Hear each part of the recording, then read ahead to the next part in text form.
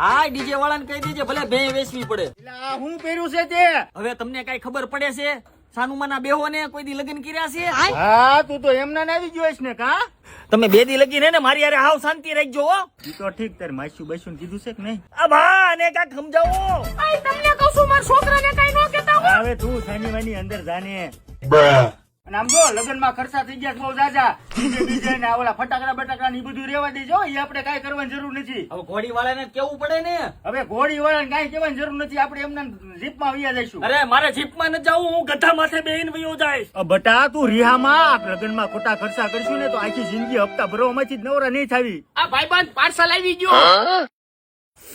તારો બાપ હજી નાક વાઢીને રહ્યો છું તો આવા હપેતરા મગાવ્યા જ રાખે. પટ્ટીઓ મંગાવેલી છે ઈ એવી છે. પટિયું?